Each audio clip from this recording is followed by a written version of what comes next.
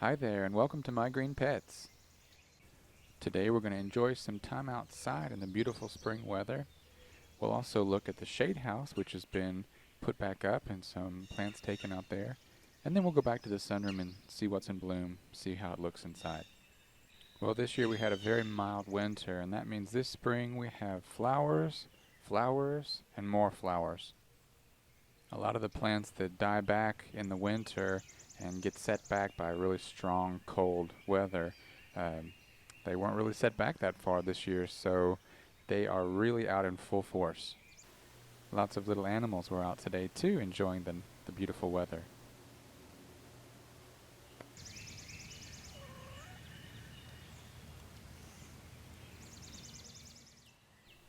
Well, the first lily of the valley has opened up, but we've still got a few weeks to wait until this Blatilla striata opens up. This is the Chinese hardy ground orchid. Here's a garden visitor that I wish would find someone else's garden to visit. One of my favorite things to see in the spring are the fiddleheads, the new fronds emerging from the ferns. They just have the most interesting shape.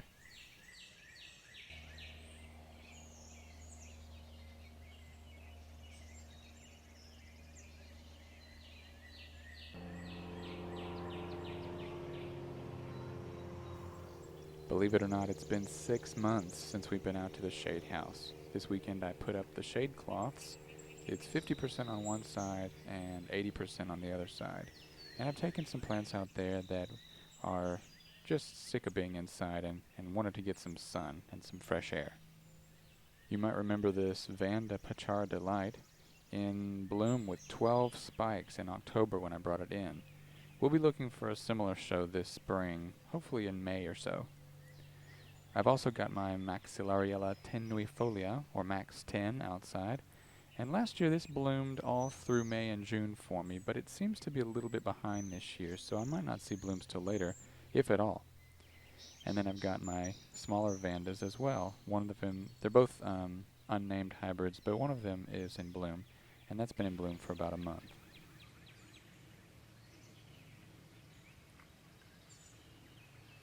In addition to the orchids, I've got some aloe vera, I've got some bromeliads, and I've still got my Christmas poinsettias that are still red. I don't really know how to grow poinsettias, but I guess I'm going to try this year. And then we've also got the pineapple, if you see there on the left. Now, I've read that if you grow a pineapple in full sun for 2 years, that it will actually produce a pineapple for you. So I'm hoping that that's going to happen this year. Now let's go inside the sunroom and see how it looks now that several plants have been taken out.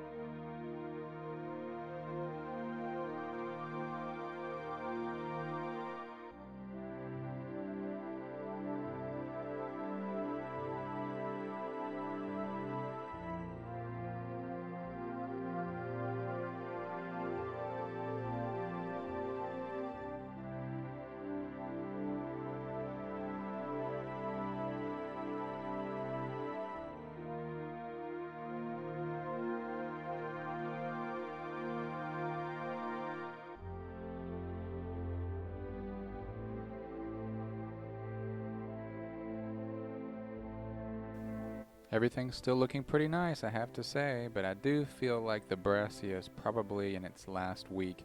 Maybe next week or so we're going to start to see some fading. The spring bloomers have certainly been nice, but now it's time to look at the summer bloomers, and although I don't have as many orchids that do bloom in the summer, there are a few. The first is this Paphiopedilum annabelchen. This was a gift from a friend last year, and I'm really excited to see it bloom. This plant has been awarded an award of merit from the American Orchid Society. And last but certainly not least is Bulbophyllum echinolabium.